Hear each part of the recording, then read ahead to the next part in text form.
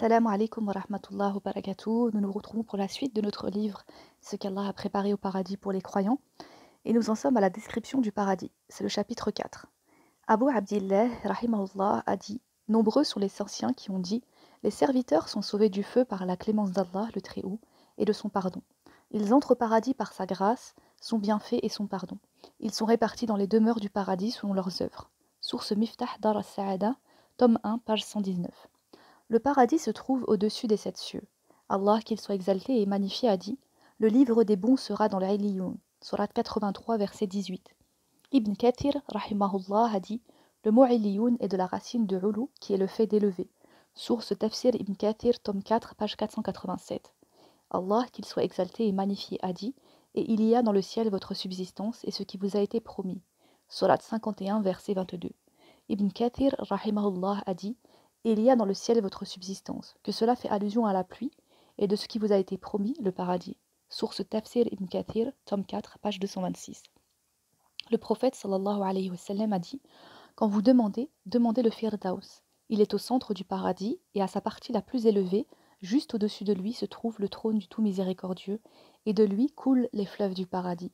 Rapporté par El-Bukhari, numéro 2790. Sa taille. Allah, qu'il soit exalté et magnifié, a dit: Un jardin, paradis, large comme les cieux et la terre, préparé pour les pieux. Surat 3, verset 133. Allah, qu'il soit exalté et magnifié, a dit: Hâtez-vous vers un pardon de votre Seigneur, ainsi qu'un paradis aussi large que le ciel et la terre, préparé pour ceux qui ont cru en Allah et en ses messagers. Surat 57, verset 21. Selon Abu Sa'id al-Khudri, qu'Allah l'agrée, le prophète sallallahu alayhi wa sallam a dit: Il y a au paradis un arbre sous lequel, ou à l'ombre duquel, le cavalier monté sur un cheval de race, rapide et dégraissé pour la course, court durant 100 ans, sans arriver à sa fin. Rapporté par Al-Bukhari, Muslim. Selon lui encore, qu'Allah l'agrée, le prophète sallallahu alayhi wa sallam a dit: Les habitants du paradis verront certainement les habitants des palais qui sont au-dessus d'eux, comme vous voyez actuellement les étoiles les plus lumineuses perdues au fond du ciel, à l'est ou à l'ouest, et ce à cause de la supériorité des degrés qu'occupent les uns par rapport aux autres. Ils dirent: Ô messager de Dieu, est-ce que ces hautes demeures sont celles des prophètes et que nul autre qu'eux ne pourra atteindre? Il, sallallahu alayhi wa sallam, a dit: Pas du tout, par celui qui tient mon âme dans sa main, ce sont plutôt des hommes qui ont cru en Allah et accordé foi aux messagers, rapporté par Al-Bukhari, Muslim. Selon Sa'al ibn Sa'd, qu'Allah l'agrée, le messager de Dieu sallallahu alayhi wa sallam a dit: Certes, les habitants du paradis verront les palais qui sont au-dessus d'eux, comme vous voyez maintenant les astres au firmament. Rapporté par Al-Bukhari, Muslim. Le paradis est composé de niveaux. Allah, qu'il soit exalté et magnifié, a dit: Ils auront auprès de leur Seigneur des degrés élevés, avec une absolution et une généreuse récompense. Surat 8, verset 4. D'après Ubadah ibn as-Samit, qu'Allah l'agrée, l'envoyé d'Allah sallallahu alayhi wa sallam a dit: Au paradis, il y a 100 niveaux. Entre deux de ces niveaux, il y a une distance égale à celle qui sépare le ciel de la terre. Le Firdaus est le plus haut placé. Au-dessus, il y a le trône du miséricordieux. Quand vous invoquez Allah, demandez-lui le Firdaus, rapporté par At-Tirmidhi. Il sera pourtant plein. Selon Abu Sa'id al-Khudri, radiallahu anhu, le messager d'Allah sallallahu alayhi wa sallam a dit: Il y eut une dispute entre le paradis et l'enfer. L'enfer dit: J'ai chez moi les tyrans et les orgueilleux. Le paradis répliqua: J'ai chez moi les faibles et les miséreux d'entre les humains. Allah arbitra alors entre eux en disant: C'est toi, paradis, qui es ma miséricorde, et c'est par toi que je la donne à qui je veux. Et toi, enfer, tu es mon supplice, et c'est par toi que je tourmente qui je veux. Je m'engage personnellement à assurer son plein à chacun de vous deux. Rapporté par Muslim. Le paradis existe déjà à l'heure actuelle. Abdullah ibn Abbas, qu'Allah l'agrée, rapporte du prophète sallallahu alayhi wa sallam: J'ai vu le paradis et voulu m'en saisir d'une grappe de fruits. Si je l'avais obtenu, vous en mangeriez jusqu'à la fin du monde. J'ai vu l'enfer et n'avais jamais découvert un spectacle aussi affreux. Rapporté par Al-Bukhari, numéro 993, et Muslim, numéro 1512. La réalité du paradis n'est pas imaginable. Allah, qu'il soit exalté et magnifié, a dit: Il y aura là pour eux tout ce que les âmes désirent et ce qui réjouit les yeux. Surat 43, verset 71. Selon Abu Huraira, radiallahu anhu, le prophète sallallahu alayhi wa sallam précisa: Il y a dans le paradis ce que nul œil n'a vu, nulle oreille n'a entendu et nul esprit humain n'a pu imaginer. Rapporté par Al-Bukhari, Muslim, numéro 2825. Selon Abu Huraira, qu'Allah l'agrée, le messager d'Allah sallallahu alayhi wa sallam a dit: un espace du paradis égal à la moitié de la corde d'un arc est certainement meilleur que toute l'étendue sur laquelle le soleil se lève ou se couche. Rapporté par Al-Bukhari, Muslim. Ibn Abbas radiallahu anhu a expliqué ainsi: la réalité de ce qui existe dans le paradis n'a de commun avec ce qui existe en ce monde que les noms. Source Silsilat al-Ahadith as-Saliha, numéro 2188.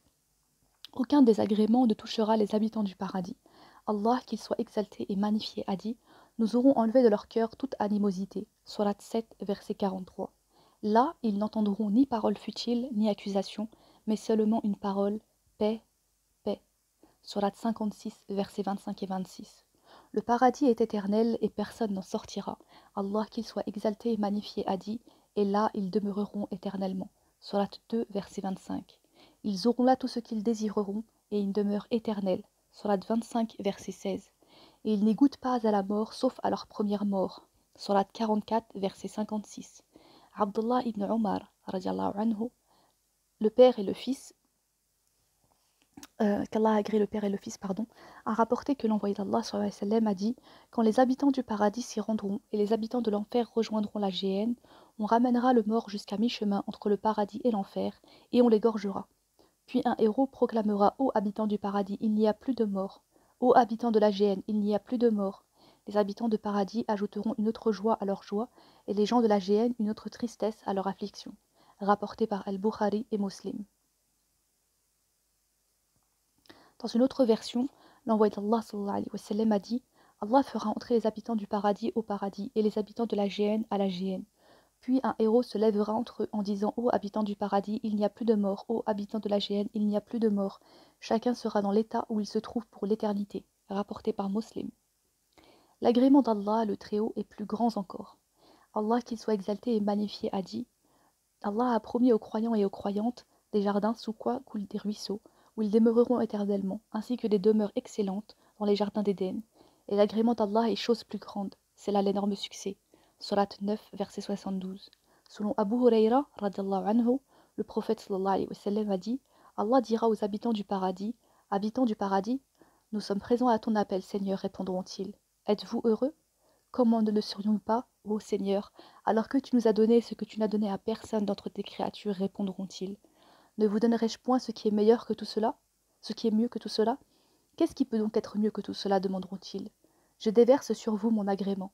Je ne serai désormais jamais encouru contre vous. Rapporté par Al-Bukhari, Muslim, numéro 2829.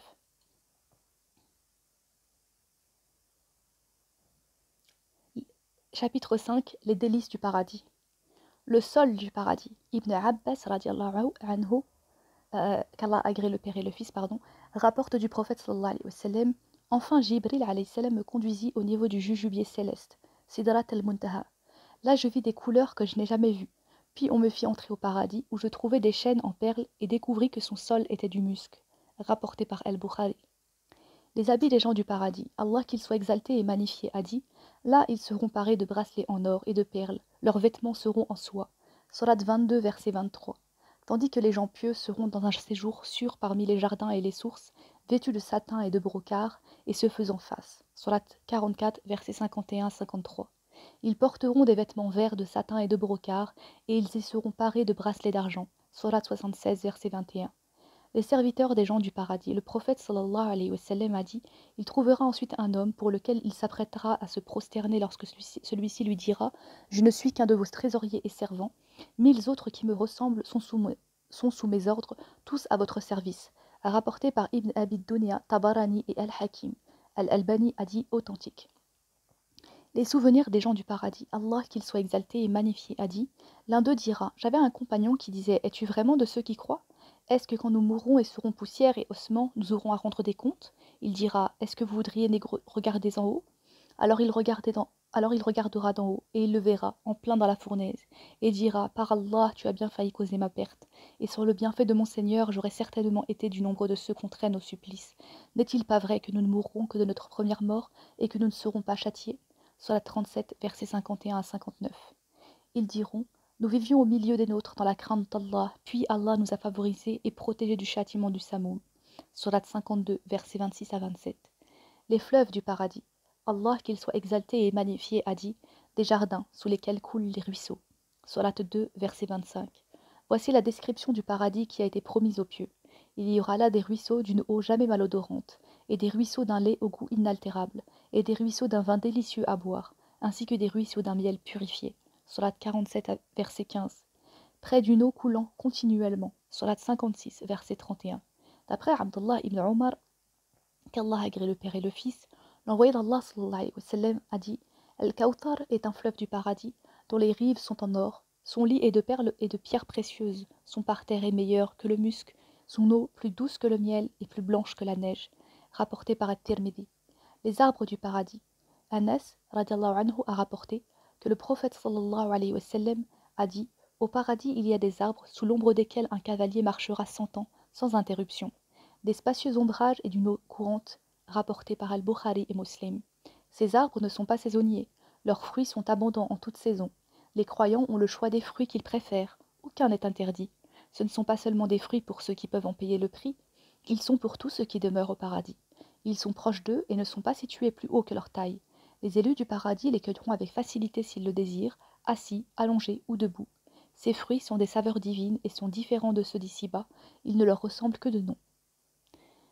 Wassalamu alaikum wa rahmatullah wa barakatuh. Nous verrons la suite prochainement, Inch'Allah.